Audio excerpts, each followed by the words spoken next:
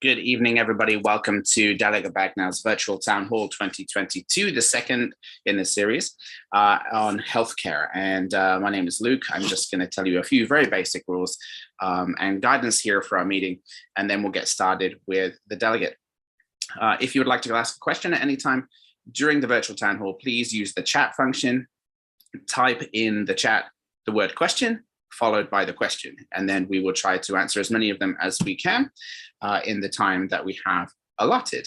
Also, please don't unmute yourself during the conversation so that we can make sure to have a clear audio from all of our guest speakers. Apart from that, if you would like to follow up with us on anything at all, you can visit the delegate's website afterwards, and there's a contact form on there, which is www.heatherbagnall.com, and we'll also post that link into the chat. But without further ado, I'd like to introduce you to Delegate Bagnall. Good evening, everyone. Thank you for joining us today for the second of our 2022 legislative session virtual town hall series. I'm Heather Bagnall, your delegate in District 33. I first wanted to thank you all once again for your continued commitment to our community as we experience another surge. We're not yet out of the woods with COVID, and the transition from pandemic to endemic continues to bring with it some new challenges. I also wanted to take a point of personal privilege to once again thank my Chief of Staff, Caroline Hecker, who has been covering for me as I experienced firsthand the challenges of COVID-19, having tested positive while traveling abroad, which forced the extension of my visit by an additional 10 days. Though we are seeing a relaxing of restrictions, COVID is very real and still present, and it requires everyone to ensure we keep our community safe, our businesses open, our children in our school buildings, and our live arts alive. Before we can begin talking about health policy, I want to once again reiterate my commitment to reducing gun violence. As those of you who joined us last week are aware, I was really shaken by the events in Buffalo, New York, and Uvalde, Texas, but even more so by the rush to place blame, particularly laying the blame squarely in the area of mental health. As we'll discuss tonight, mental illness does not necessarily make one violent. Violence does not necessarily make one mentally ill. It's important today, as we leave behind Mental Health Awareness Month and enter Pride Month, to be cognizant of that nexus, that intersectionality of comprehensive, equitable healthcare and the reduction of suicide and gun violence. Tonight, we are going to talk about some of the comprehensive health education policy that we passed, the state of healthcare, and where we see the future of healthcare in Maryland. I am honored tonight to be joined by experts in the fields of health policy, internal medicine, behavioral health care, and health management. Our Anne Arundel County Health Officer, Dr. Kalyana Raman, is here tonight to give us an overview of the work by our county health department, our COVID response, and how best to manage our current spike, as well as what we as a county are doing to reduce suicide, overdose, and reinvest in our community health. We are also joined by Vincent DeMarco of the Maryland Healthcare for All Coalition. Mr. DeMarco is a longtime advocate for public health causes, including reducing teen smoking, underage drinking, gun violence, protecting our climate, making prescription drugs more affordable, and achieving quality, affordable healthcare for all. Finally, Dan Martin is the Senior Policy Director for the Mental Health Association of Maryland, who are leading the charge to expand access to comprehensive services for substance use disorder and mental health, as well as advocating and educating the community to improve understanding of behavioral health, increase knowledge of effective interventions, reduce stigma, and strengthen pathways to care. Mr. Martin was instrumental in helping bring together the coalition to pass many of the behavioral health reforms we will discuss tonight. This year, Maryland made record investments in the area of public health, but we know we have more to do. Tonight, we will discuss those investments and how we can further improve the health and well-being of all Marylanders. If you haven't yet done so, please be sure to subscribe to my social media. I primarily use Facebook and Twitter for immediate information, and so as not to clog up your inboxes, but I do send updates on events and issues within the community. I will warn you, I've been accused of many things, but brevity is not one. I do want to thank you all for being here and for your help and for your advocacy. I especially want to thank our congressional partners who have worked side by side with our office, and some of our special guests who are here tonight.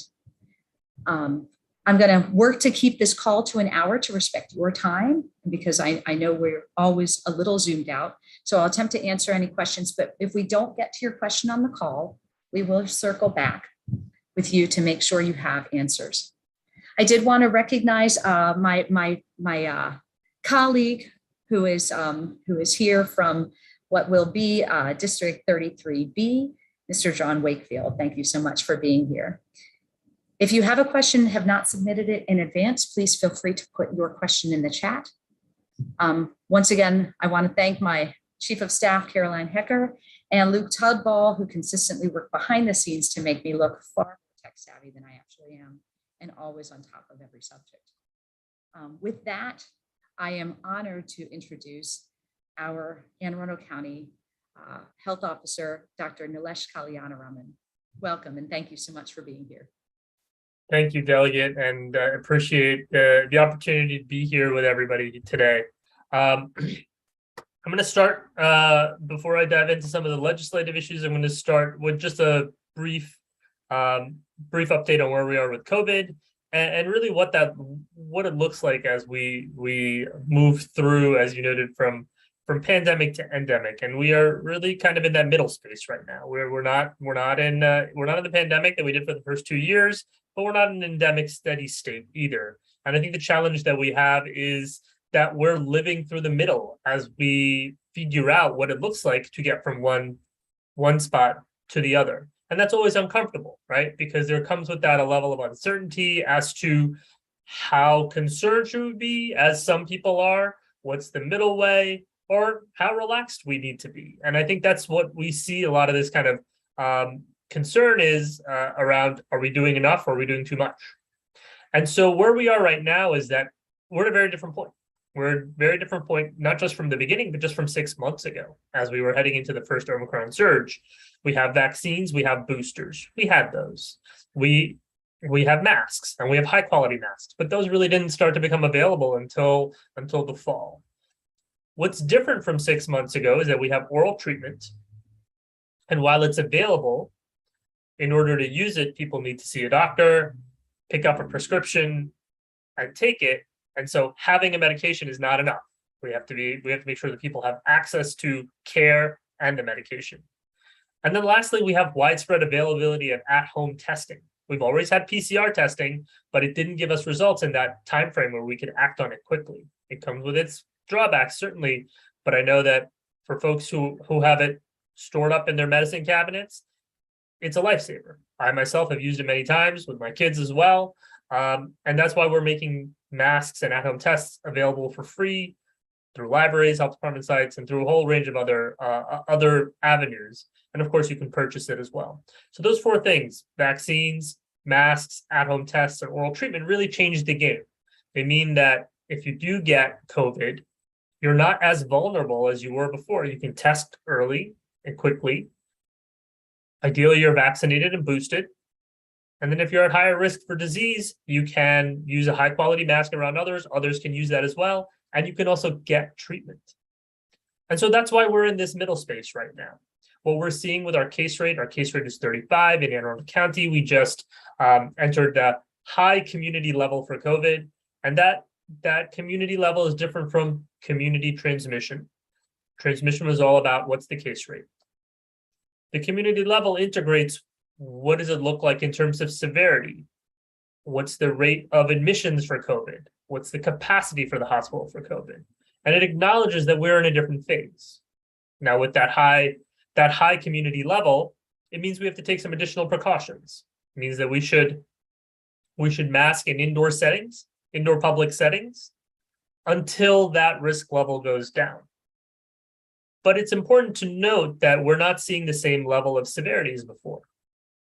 At these case rates that we're seeing now, when we saw these case rates 6 months ago, there were 3 times as many hospitalizations back in December. We're doing better. That's great. But there's still anywhere from 25 to 35 people hospitalized. It's not gone. And that's what I mean by that. We're in that middle space. It's better, but it's not good. And so we need to continue with the public health practices that we know, right? There is no, I want to be done with COVID. COVID is not done with us, and that will never be an option. It will never be done with us.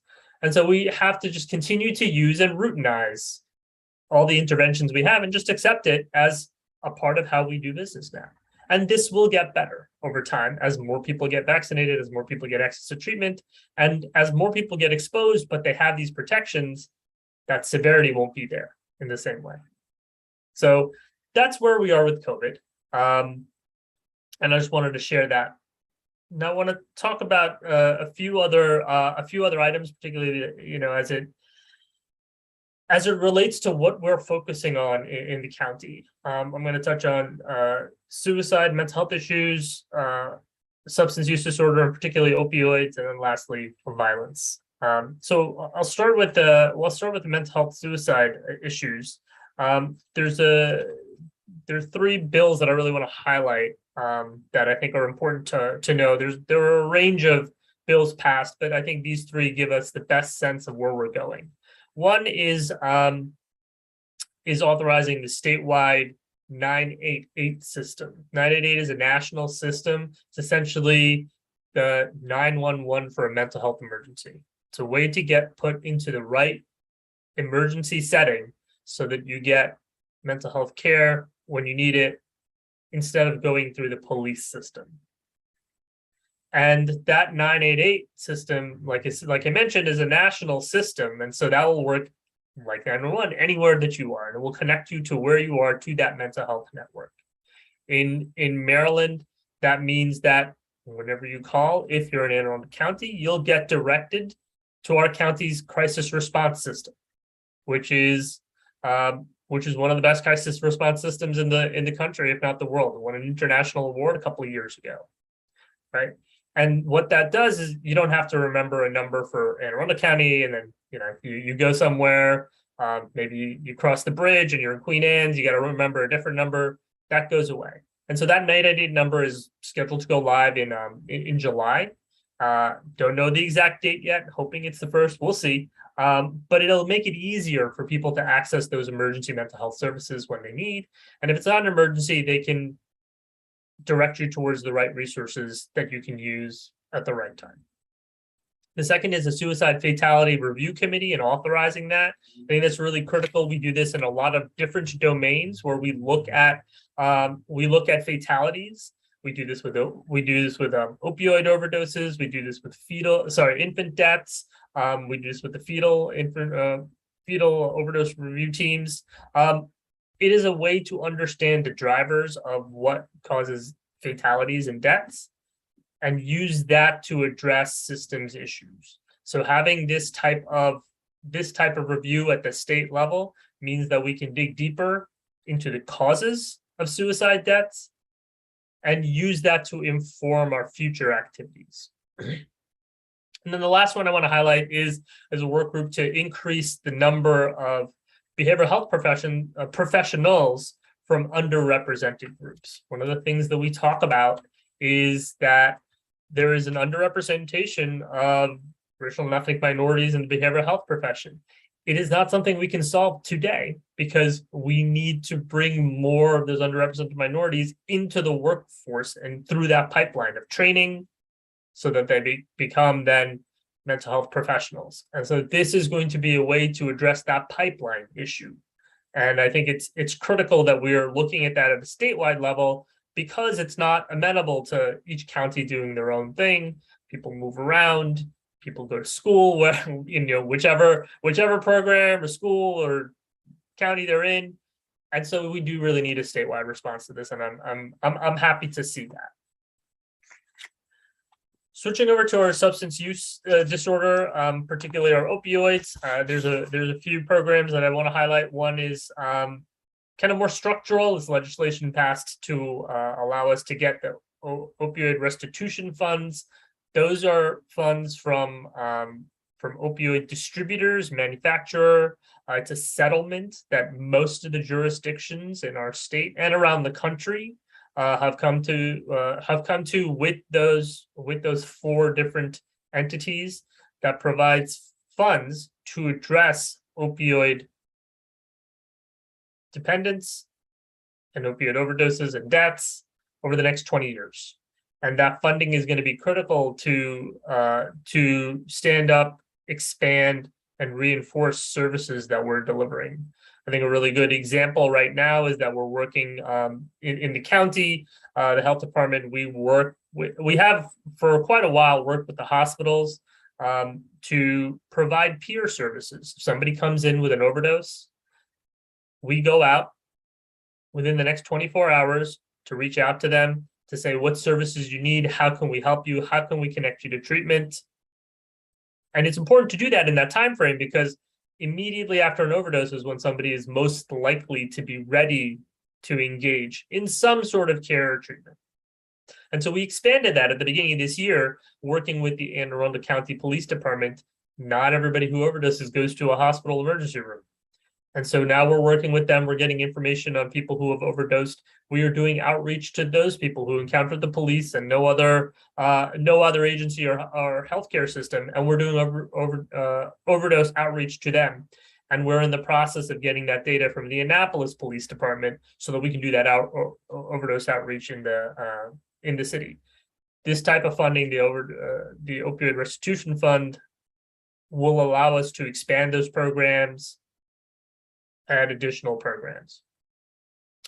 Another bill is going to enable more provider types to provide naloxone. And I think that's really important. We've seen that the distribution of naloxone is critical for people to survive an opioid overdose. And our data in the county show that the vast majority, I think somewhere between 80 to 90% of people who survive an opioid overdose got naloxone in the field. Whereas those who died were less than 50% likely to have gotten naloxone. And so having naloxone available to administer immediately is critical to survival. And this expands the number of people who can do that as part of their job.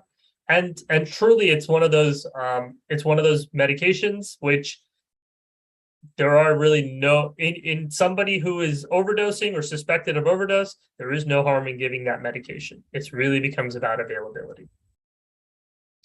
And then the last piece is kind of a corollary to that. That's our prescription drug monitoring program to monitor the dispensing of naloxone to make sure that it is being given out. Particularly, this is something that we focused on in the healthcare delivery sector to make sure that people who are getting an opioid prescription also get naloxone. This is going to help make sure that that's happening and make sure that our providers are doing what they need to do as well. And then the last item I wanted to note was on community violence prevention. Obviously, there's a lot of attention at the national level on this. We've seen 2 high-profile mass shootings in the past few weeks, but there have been many more that have not even hit our radar because we have become numb to it to some degree because it continues to happen. In some ways, the bar to be shocked has to increase, right? We saw the shooting in Buffalo where Black neighborhood was targeted. That was the grocery store shooting. That was so atrocious that it penetrated our consciousness. And of course, what happened in Texas with an elementary school. But in our county, we've been paying attention to this for many years now, for 3 to 4 years now, really concentrated efforts on this to address the drivers of gun violence. And when we look at the data in our county, we see that about 2/3 of those deaths are from suicide and about 1/3 are from homicide. It's really important to remember that there's different drivers of different types of gun violence and gun death. And then when you look at injuries on top of that, there's typically 2 to 3 times as many injuries as there are deaths. There are people and families and communities who live with those consequences. And so one piece of legislation that passed that was really great to see is for Medicaid to provide community violence prevention services, essentially to fund or to reimburse for community violence prevention services. It has to be referred by a Medicaid provider, something that would be of benefit, but it starts to recognize that there are root factors that are addressable and that we can address this as a public health issue. Because right now, what we're seeing in terms of violence is escalating. Many of you may have heard that last year we have data, 2020, guns were the leading cause of childhood death and overtook automobiles. This is an escalating problem that we need to address. And so I will also make a pitch. I will take the opportunity to make a pitch. We are having our annual gun violence prevention community meeting tomorrow. It's in the Bush Library in Annapolis at 6 p.m. We will be talking about how we're working with community, particularly some of our educational efforts, an intensive effort that we're working on with Annapolis, which we'll have more information about, and also engaging people in this work, because there's a lot of, like any other public health issue, there's a lot of work that we can do as individuals, particularly those who are gun owners, to secure firearms and make sure that they don't fall into either kids' hands or other people's hands, and to recognize that sometimes we're all vulnerable and that there are ways to safely secure those firearms so that people, when they're having mental health crisis, don't use those firearms. So with that, I'm going to stop, turn it back over to you, Delegate Bagnall. Thank you so much, Dr. Kalyanaraman, for such a comprehensive overview. I know it's a lot of material to cover in a very short amount of time, and we really appreciate not only hearing the work that the county's doing, but being able to see the impact of these state policies at the county level. Because I think sometimes we don't recognize as a community that important nexus point. Mr. DeMarco, I'm going to turn to you, and I have a feeling that much like Dr. Kalyanaraman, access to care and equity in care was really dominating this legislative session, and we did a lot of work, always with an eye to access to care. To Dr. Kalyanaraman's point, just because you have it doesn't mean you can access it. So thank you so much for being here, and thank you for all the advocacy and hard work that you did in helping us pass informed legislation that's going to make meaningful change for Marylanders. Thank you very much, Delegate Bagnall. First of all, I want to congratulate the people of District 33 for electing Delegate Heather Bagnall. She has been a great leader on the Health and Government Operations Committee in the last few years while she's been a delegate, and I certainly hope to be working with her next year also. So thank you for all your leadership on the committee, and thanks for having me on this terrific panel with Dr. Kalyanaraman and Dan Martin, two incredible public health leaders. I'm thrilled to be here with them. What I'd like to talk to you about all for a few minutes is three categories of healthcare from our perspective, and leaving the critical issue of mental health to Dan, who knows a lot more about that than I do. The three areas I want to talk about are healthcare coverage, prescription drug affordability, and health equity.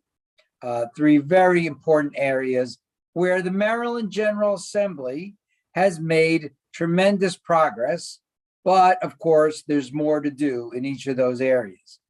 On coverage, which is critical. When people don't have healthcare coverage, they don't have help for mental health, they don't have help for any kind of problems they have, and lives can be devastated very easily by health issues. Families can be devastated, and we all pay the hidden healthcare tax of paying for uncompensated care when an uninsured person goes to the hospital. So it's bad for everyone. Thanks to President Barack Obama and President Joe Biden, we have made tremendous progress. The Affordable Care Act has reduced the percentage of uninsured in Maryland from 13% to under 6%. That's over 400,000 people have gotten health care. Now, sadly, not every state has done everything they need to do to expand health care, but in Maryland we have.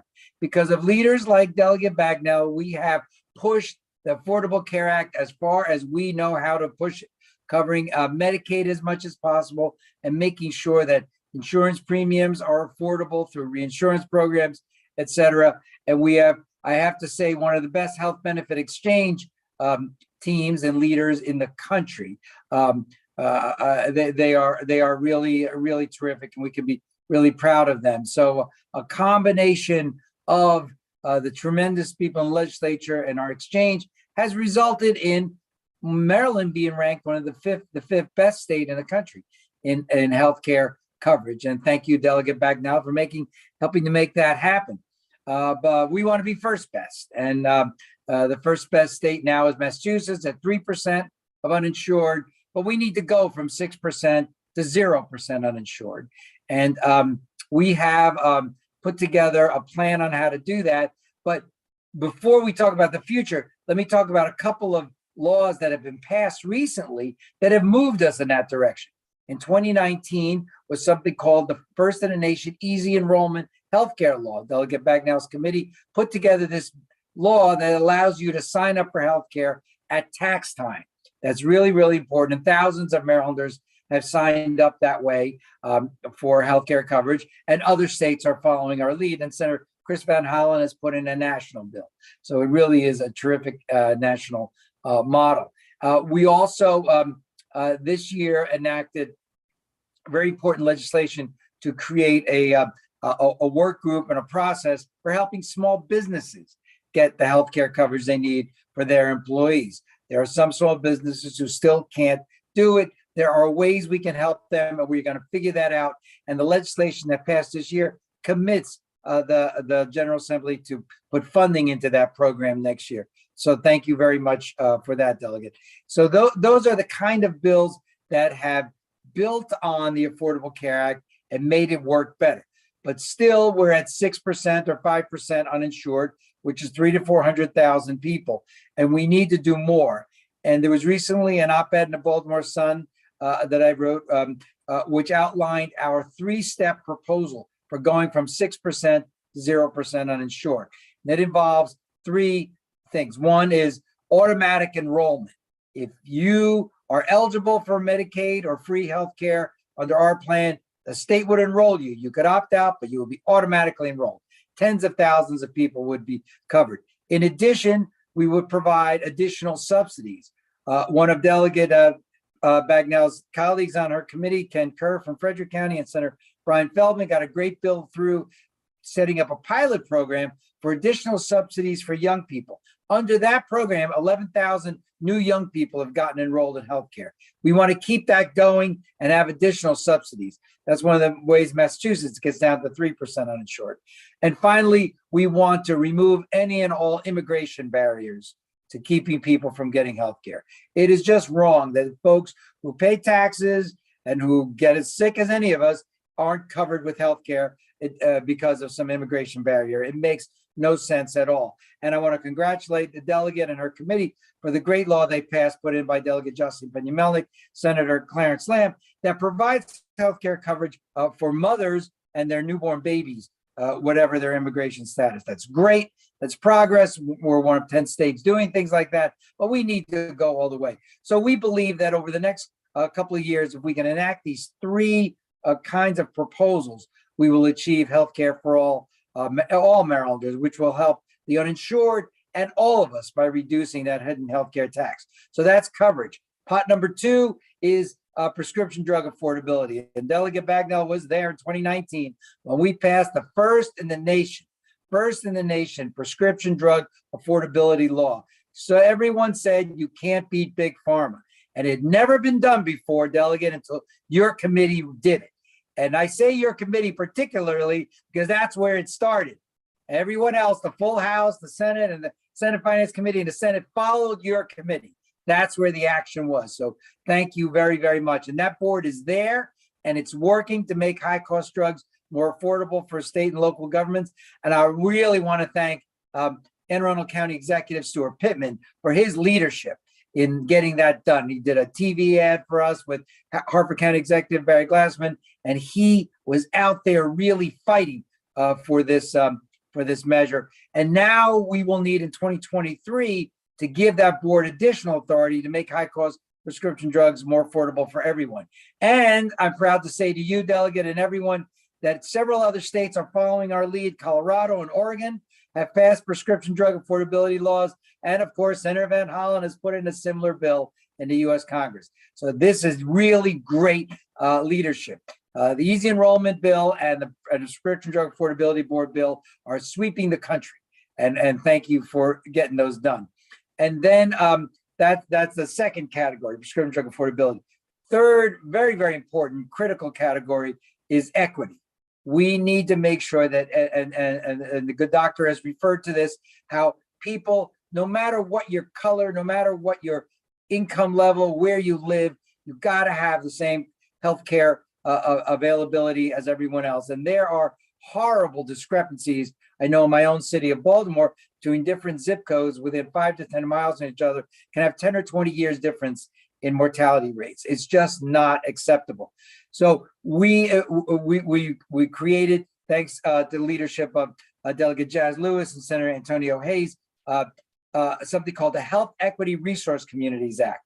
This law is putting, over the next few years, $59 million into community-based ways to reduce health disparities. We know this works because Maryland had something called the Health Enterprise Zones in 2013, which unfortunately was not allowed to, was phased out after 5 years for political reasons, unfortunately. But that was working. In Annapolis, there was a great setup where there was a clinic within a public housing center that was treating people and keeping them out of the hospital, funding through the Health Enterprise Zones. Well, now there are 9 pathways grants all across the state where entities are given the resources through this the Health Equity Resource Communities Act to help reduce all kinds of health disparities, diabetes, sickle cell anemia, so many other problems that hurt disenfranchised communities will be addressed. And over the next few years, we will see progress like we did with the Health Enterprise Zones. So we are so lucky in the state of Maryland to have this tremendous forward-looking General Assembly that is really leading the nation in public health. And nobody does more than Delegate Heather Bagnall. And thank you very much for having me here, and happy to answer questions whenever you're ready. Thank you so much, Mr. DeMarco. Vinny, I can never match your energy and enthusiasm. And I love having you on here because you make health policy so exciting. And honestly, that's how we feel about it in our committee too. And sometimes I think my family's like, all right, calm down. Yes, you passed adult dental care. It's awesome. We get it. But thank you so much for being here. And Delegate, you mentioned adult dental care, and I didn't, and I should have. That is one of the most important laws you passed this year. It was so exciting. Dental care, yay! That is a great way to make Medicaid really work for people. Congratulations. Really work for people. Thank you so much. And I love that bill so much that I'm mentioning it in literally every town hall. And I want to thank you too for bringing up the Healthy Babies Act, because it's important. And sometimes, the politics gets in the way of good policy. And the fact is that illness doesn't care about your immigration status. And so we shouldn't be looking at health policy that keeps our folks healthy, especially our moms and babies healthy through an immigration lens. We need to look at it through a policy lens, and we need to look at it through a healthcare for all lens. So thank you so much for that. Mr. Martin, I'm going to turn to you.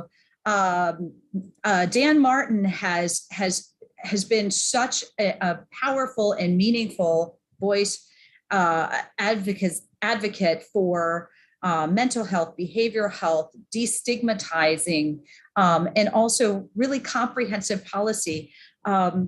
Mr. Martin, the first time I heard Mr. Martin speak, it was actually at a conference, and he was talking about all of the policies that were being implemented in for pre-release, for prison pre-release, and we had all of these amazing substance use disorder policies to try and really set people up for success upon release. And I just sat there thinking, why don't we have this before people are in jail?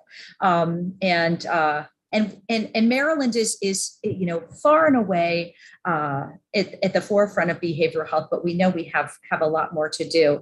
So Mr. Martin, thank you so much for your commitment to making sure that we have a really meaningful, comprehensive, equitable, accessible behavioral health system here in Maryland. No, and thank you, Delegate Bagnall, for your work, in the behavioral health, mental health space. I mean, you have been a stalwart champion for our, the behavioral health community across Maryland for years. In the past session, I know you poured your heart and your soul into, some really, really important legislation that I'll talk about in a little bit. But really, really, we are thankful and grateful to have a champion like you in Annapolis. And thank you to my other, panelists here for all the great work that you're doing. I'll talk a little bit about, some of the things the positive things that did pass. I'll talk a little bit about some of the things that didn't quite make it over the finish line, and then kind of where we hope to go from here. First, we were talking about COVID in the beginning and mental health, in the beginning, and really we see the kind of behavioral health pandemic as a second pandemic after the COVID pandemic. There has been the increased demand for mental health and substance use services coming out of the COVID pandemic is higher than we've ever seen it before. Grief from the loss of loved ones, loss of income, social isolation, all of these things are having a really, really big impact on people's mental health, and the trauma from large scale kind of, traumatic events like this often shows up farther down the road, so we know we're going to be facing this kind of increased demand for years to come. And so, we really need to be focusing on beefing up our community behavioral health system to make sure that services are available for folks when they need them. And that's what we've tried to do this past legislative session through a number of different efforts. And so I'm going to go through a number of different bills that were positive. I would say these are all kind of joint efforts. My organization chairs a few coalitions, the Maryland Behavioral Health Coalition, which brings together 100 plus nonprofit organizations from around the state, all working to improve access to mental health and substance use services. We chair a Children's Behavioral Health Coalition focused on the behavioral health needs of that unique population. We chair a coalition focused on the behavioral health needs of older adults. But we also partner really closely with other, advocacy coalitions, the Parity Coalition focused on improving, insurance-related issues related to behavioral health services. 988 Coalition, which Dr. Kalyana Raman, talked about earlier, that 988 effort. My organization and the Behavioral Health Coalition, that was a top priority for us this year. And we're really excited about the promise of that new National Universal Crisis Line, which like you heard, goes into effect later this year. And so, that the law that passed will kind of pump, a lot of money into the 988 infrastructure. I think Maryland is way ahead of the game in terms of states from around the country, and probably way ahead of the game in terms of the national, even ahead of the national level too, in terms of setting up the infrastructure for 988. And so, when the thing does go live, as the kind of awareness of the new number grows, this fund that passed is going to ensure call centers around the state have the resources they need to respond effectively to a projected large increase in call volume. We focused a lot this session on efforts related to children and youth. The children and youth have been especially hard hit by the COVID pandemic. Marylanders under 17 account for the largest percentage of emergency department visits for suicide attempts. And the number of individuals aged 18 to 25 who completed suicide increased 80% from the first half of 2020 to the same period in 2021. So there were a lot of efforts, through our Children's Coalition that hope to kind of, address some of these issues. One bill passed streamlining the process for youth residential treatment to kind of reduce the need for voluntary placement agreements. Right now, when youth are referred for residential treatment level of care, there's an associated educational cost that comes with that sometimes families, can't afford. And so, that results in them not getting the level of care that they need. And in those cases, families are often forced to give up, custody of their children to get that level of care. And so this bill will kind of shifts responsibility for funding those educational costs to the local behavioral health authorities, again, in hopes to kind of streamline that process and reduce the need for parents to give up custody of their children just to get the behavioral health services that they need. We supported the Time to Care Act this year, which was really happy that it passed, after a few years being introduced. That bill creates a paid family leave program.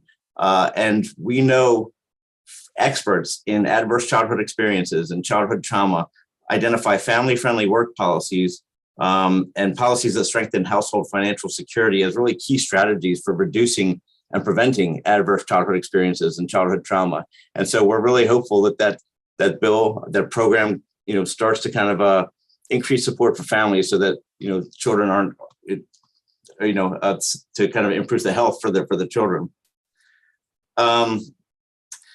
Something we really did focus a lot on, and it's, again, it ties into behavioral health a lot. We really focused a lot on juvenile justice issues this year. So Department of Juvenile Services conducted listening sessions back in 2020 that identified a lack of community mental health and substance use resources as a contributing factor in the disparate criminalization of Black and brown youth. And data from the state's Behavioral Health Administration shows that Black youth disproportionately enter the public behavioral health system with a higher level of need. And so these findings taken together indicate a real disparity in access to community-based early intervention and prevention programs that can reduce youth justice involvement. And so we were very supportive of juvenile justice reform efforts that passed this year, comprehensive juvenile justice reform efforts that hopefully start to divert youth away from the juvenile justice system.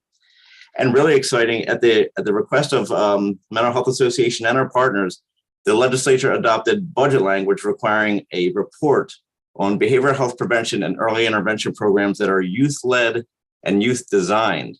So these are types of programs that are gaining recognition nationally and internationally as an innovative way of eliminating stigma and other barriers that discourage and prevent youth from accessing behavioral health services. And so we're really excited about kind of the potential that reporting and that work holds for improving and expanding those types of programs around the state. I'm going to jump around here a little bit. So we supported efforts from, again, our partners on the Parity Coalition. Legislation passed that came out of Delegate Bagnall's committee that was introduced for several years and finally passed this year. It prevents balance billing of people that are forced to go out of network, people with commercial insurance that are forced to go out of network for behavioral health care. So just a little background, commercially insured Marylanders, because their insurance companies often lack adequate behavioral health provider networks, are too often forced to go out of network for behavioral health care. And the law requires that those insurance companies approve the delivery of behavioral health services through a non-network provider. Patients are often find themselves on the hook for any charges not covered, not reimbursed by their plan. And so that makes treatment unaffordable for people even with health insurance. And so, like I said, this bill should provide some relief. It prevents balance billing. It requires insurers to cover out-of-network care at no greater cost than for services received in network. And so really excited about the potential there. And I'm noticing the time, so I want to kind of jump around a little bit because I do want to touch on some things that didn't quite pass and kind of where we want to go from here.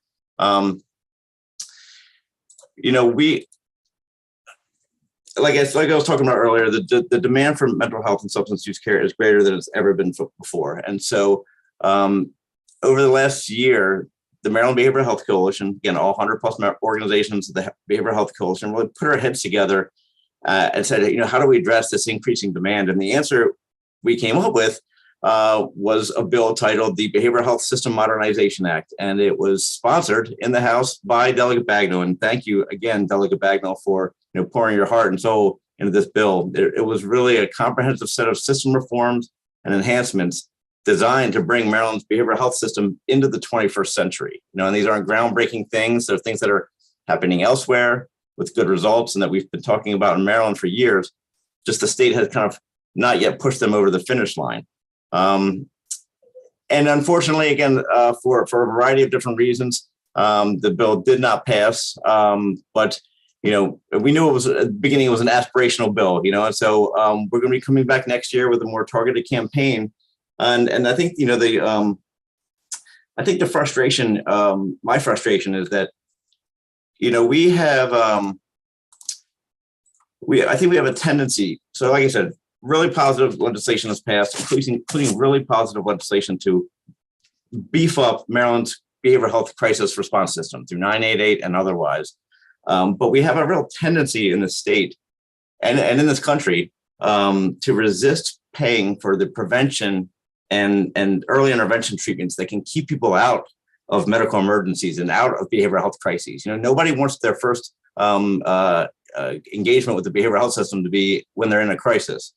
only 5% of every healthcare dollar goes towards primary care. Only 3.5% of every healthcare dollar goes to behavioral health treatment, with substance use disorder treatment coming in at under 1% of every healthcare dollar. And, this ends up really killing us on the back end in emergency department visits, serious chronic conditions, high cost procedures.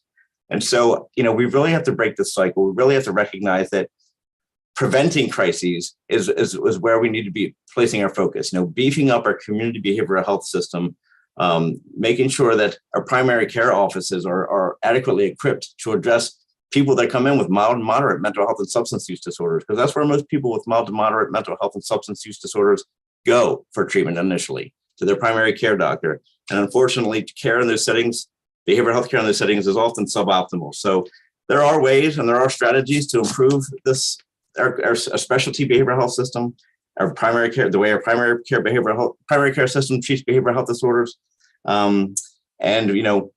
We have a more targeted, I think, focus next year on doing this, and hope that, and anticipate working with Delegate Bagnall again next year to really come back with a fine-tuned, targeted bill to really increase services and treatment for folks. So I will stop there because I know we're short on time, and just thank you, Delegate Bagnall. And again, thank you to my fellow panelists for all the work that you do. It's really a pleasure working with all of you. Well, thank you so much, Mr. Martin, for all of your work. And I think I don't think I'm overstating to say that my commitment to getting comprehensive behavioral health legislation is unwavering. It's important, and we are in a time too where there is a cultural shift in understanding about the need for behavioral health services. But to your point, that we need to really be addressing it as preventative care, and also that we shouldn't be siloing behavioral health as this other thing. Behavioral health care is health care. And it's really important that it be part of the entire spectrum of healthcare, and be part of that primary care community and family. I'm going to pose a question to everyone, to whoever feels most qualified to answer. I kind of know where I am on this, but to your point, Mr. Martin and Mr. DeMarco, how much of really getting this comprehensive policy across the threshold is about education on the front end, so that people really understand, not just constituents, but also legislators really understand not just the impact, but the need as well. Because obviously we're not all experts in the field of healthcare, but we need to know what we're looking at, what we're doing, and why we're doing it. I think a lot of it is that education. I think you guys do so much work, on so many different issues. I mean, I can't imagine how much you have to kind of contend with, and how all the different issues that you have coming at you. So it's really up to us as advocates and others to really spend time and bring these issues to your attention, and make sure that you guys do understand all the kind of ins and outs of it. And to your credit, you've been really, really open to kind of, listening and understanding how all this works. And yeah, so, I mean, we're constantly trying to do that education. It's really important. Sometimes hard during an election year, everybody's out knocking on doors and stuff like that, but we'll find the time, and yeah, thanks for the question.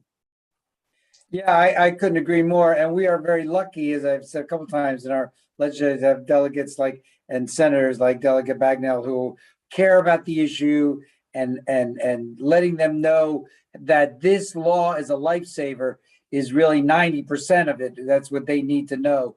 There are some of their colleagues who need more than that, because they get a lot of pressure from either the drug companies or the tobacco companies or somebody else who's putting pressure on them on the other side. So in addition to the education, which is plenty for delegates like Delegate Bagnall, for others, they need to hear from the constituents. And that's why we have a broad coalition of hundreds of faith, community, labor, business, and healthcare groups who come together. And when Big Pharma or somebody is pushing back on healthcare, we make sure that the legislators know that their constituents want them to move forward. Thank you, Mr. DeMarco. And I think that's a great point too, because I think sometimes there can be the confirmation bias and hearing from the loudest voices, which aren't necessarily representative of the lion's share of voices. That I don't think it's inaccurate to say that often you don't hear from the people that approve of what you're doing. You hear from the people that don't. And so I think we all have to be cognizant of that to make sure that we're not giving undue weight to not giving weight to the broader community.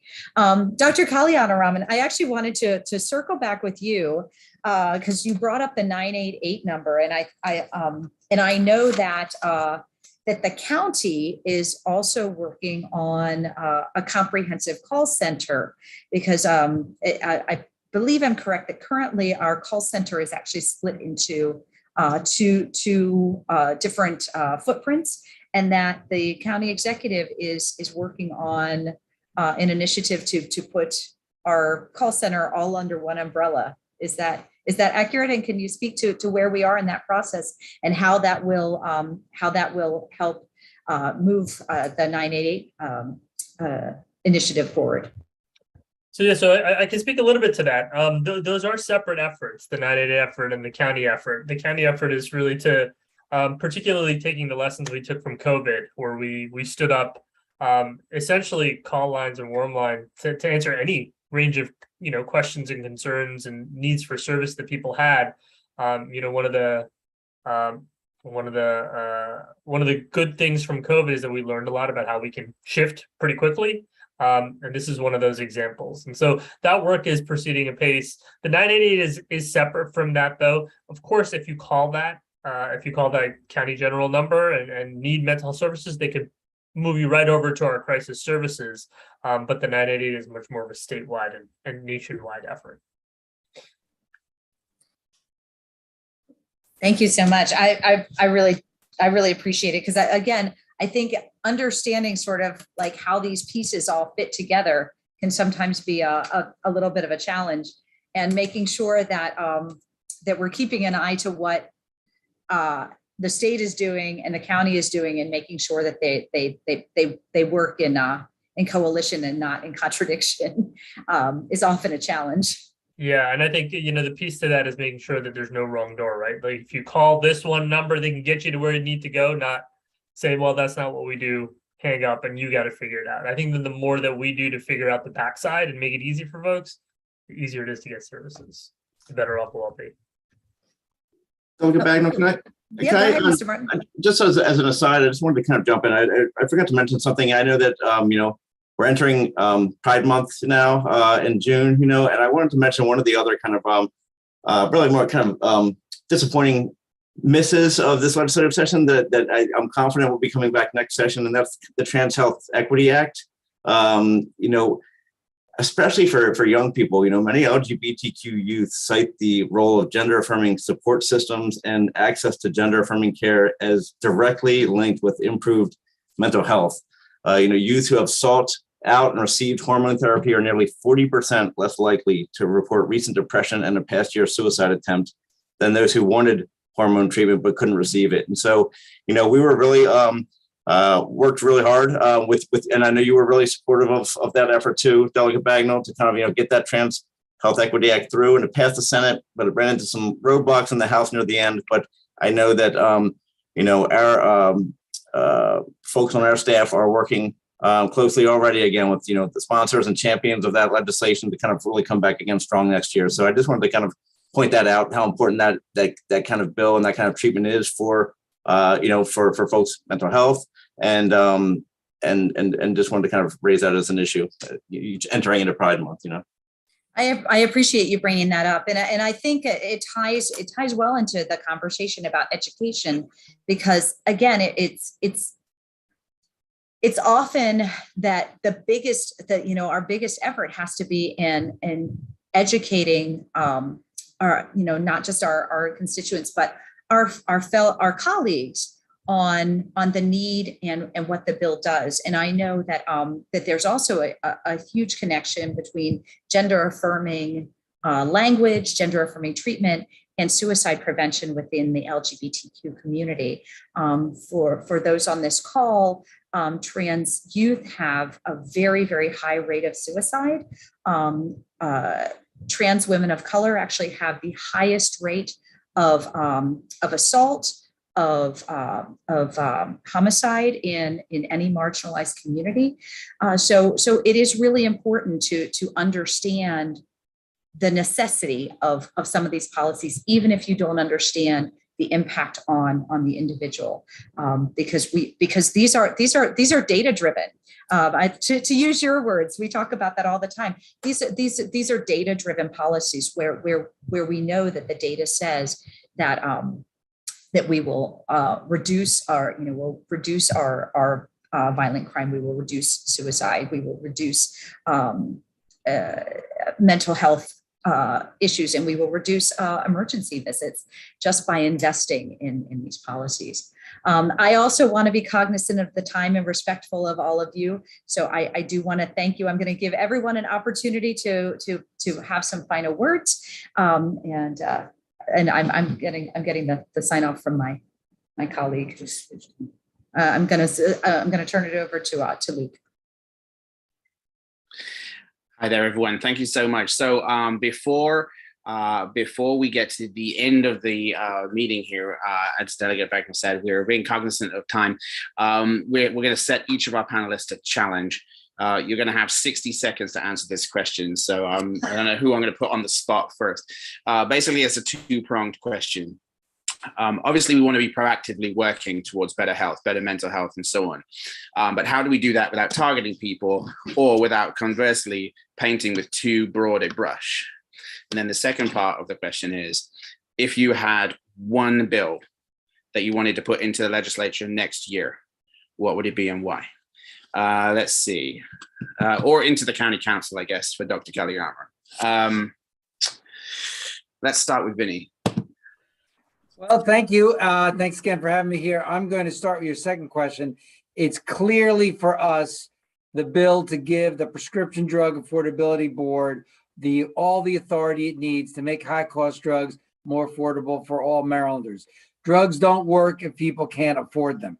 We all know that, and we all have stories, and we know people who can't afford the drugs they desperately need. Our premiums are higher because the drug corporations are making so much money off of what they sell us in drugs. And when they say they need these high prices for the research, our answer is they spend more on advertising. They need to do in research. They can make these drugs more affordable. It's critical that we build on the success that Delegate Bagnall and her committee started 2019 by in 2023 passing the legislation to give the Prescription Drug Affordability Board all the authority it needs to make high-cost drugs more affordable for everyone.